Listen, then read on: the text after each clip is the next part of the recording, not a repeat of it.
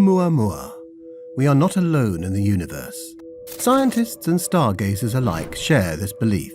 It feeds our wonder and allows us to imagine that our lives may have much more significant meaning than we had been led to believe. Maybe we're part of a greater intelligence that exists just beyond our reach.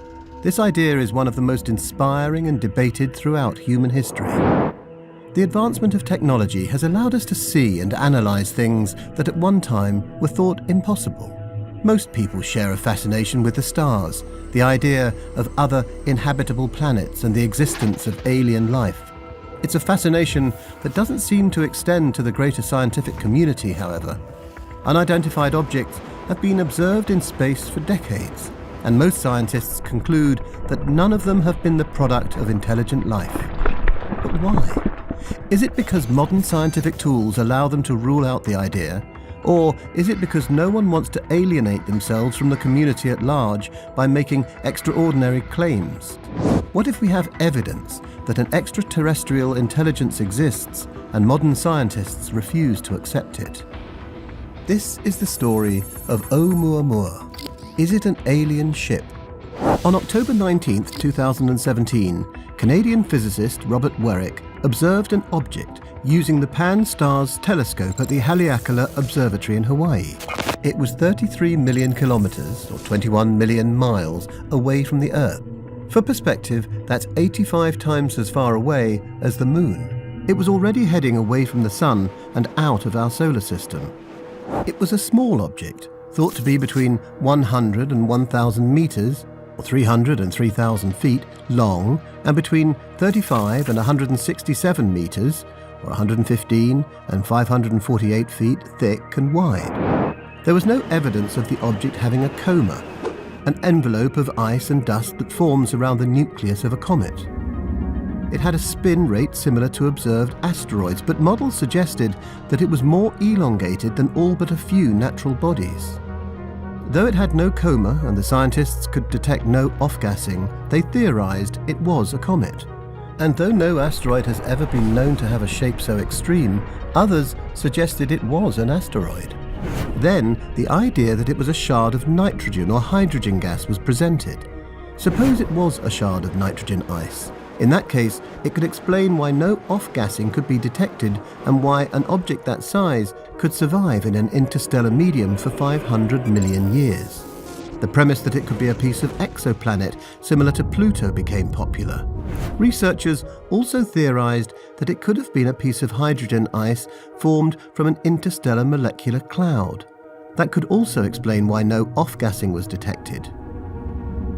Named Oumuamua, Hawaiian for a messenger from afar arriving first, the interstellar visitor had stirred members of the scientific community, and the details of its existence divided them into camps. The comet theory was proposed first. It was the easiest to arrive at since its behavior mimicked that of a disintegrated rogue comet. It was classified as Comet C 2017 U1. There were obvious issues with this claim. First, there was no off-gassing detected. Researchers tried to explain that by saying that enough outgassing may have increased the object's speed without detecting the gases. The Center for Near-Earth Object Studies, SNEOS, at NASA's Jet Propulsion Laboratory, published a paper claiming that the extra boost of speed the object received to escape solar gravity was likely, quote, caused by jets of gaseous material expelled from its surface, end quote. And that maybe the cloud of dust particles surrounding it was too small to be detected, but enough to give it a little kick in speed. After reassessing that theory, scientists concluded that if outgassing were causing its propulsion, visible or not, the observed spin rate of Oumuamua wouldn't have been stable, and it would have been torn apart.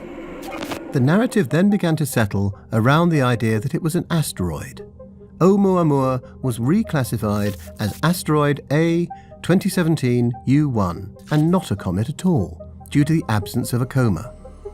After the Very Large Telescope in Chile measured the object's orbit, color, and brightness, the images were combined with those of 4 other large telescopes using 4 different filters.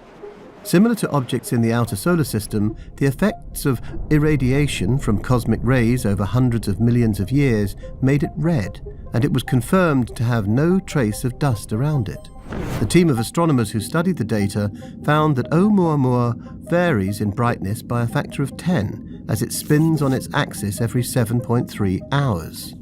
They also revealed that no discovered asteroid from our solar system varies so widely in brightness, with such a broad ratio between length and width. The most elongated objects they've seen to date are no more than 3 times longer than they are wide. The observations led research teams to declassify Oumuamua as an asteroid, suggesting that it behaves more like a comet even though it was already ruled out as one. The identity of the unusual object travelling through the Milky Way, unattached to any system for hundreds of millions of years, was now in limbo. With the 2 easiest and most familiar classifications off the table, researchers needed a new classification. Oumuamua was given the classification I, Interstellar Object. Since it was the first to be discovered, it was officially classified as 1I, or 1I 2017 U1. A second interstellar classification was given in August 2019 to a rogue comet, officially known as 2I Borisov, named after the astronomer who discovered it, Gennady Borisov. It was confirmed as a rogue comet since it had an easily identifiable coma surrounding its nucleus. So what about the theory that Oumuamua was a shard of nitrogen ice cast off as a chunk of an exoplanet? According to some researchers, it would explain the rocket effect of increasing its acceleration as it moved further from the Sun. It's claimed it would also explain its unusual shape. As layers of nitrogen ice evaporated, the body's shape would have become more flattened, like a bar of soap. Oumuamua's brightness could also be explained under this theory, as its brightness was consistent with an albedo, the amount of light or radiation reflected by a surface, of 0.64, which is consistent with the albedo of the surface of Pluto, which is 98% nitrogen ice. So, is that it? According to respected professor of science and Harvard University astrophysicist Avi Loeb, Oumuamua can be ruled out as being a shard of nitrogen ice. Loeb and fellow Harvard astrophysicist Ari Siraj co-wrote a paper published in the journal New Astronomy. They explained that there isn't enough nitrogen in the universe to make an object like Oumuamua. Even if all the nitrogen ice in the universe were scraped off every Pluto-like planet that's theorized to exist, there still wouldn't be enough nitrogen, as it would exceed the mass of stars, requiring, at a minimum, more than 60 times the mass per star needed to make all the planets in our solar system. What about hydrogen? Is there agreement that it could be a splinter of hydrogen ice? A study in 2020 conducted after observations by the Spitzer Space Telescope suggested that if Oumuamua were a hydrogen iceberg, the pure hydrogen would have escaped detection as the cause for its acceleration. Loeb also doubts this could be the case, stating, "The most likely place to make hydrogen icebergs is in the densest environments of the interstellar medium. These are giant molecular clouds, and that it would be too far away to make the journey as hydrogen would evaporate too quickly." So what does Loeb propose?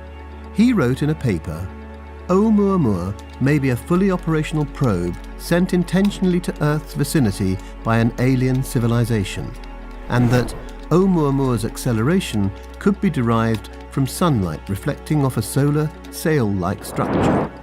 Though many of his colleagues dismiss the idea outright, they can't, with any certainty, say what it is, or that he's wrong. Loeb maintains that if we're to discover great mysteries of the universe, a shift in focus and allocation of resources is needed to expand the minds of the math-centric observers of cosmic phenomena. In his book, he writes, "One of the most difficult lessons to impart to young scientists is that the search for the truth can run counter to the search for consensus. Indeed, truth and consensus must never be conflated." Sadly, it is a lesson more easily understood by a student starting out in the field. From then on, year after year, the combined pressures of peers and job market prospects encourage the tendency to play it safe. Is Loeb right to suggest that Oumuamua may be a probe sent by an alien civilization, or is there a simpler explanation? I'm sure the debate will continue well into the future. Let me know in the comment section below, and don't forget to like and subscribe.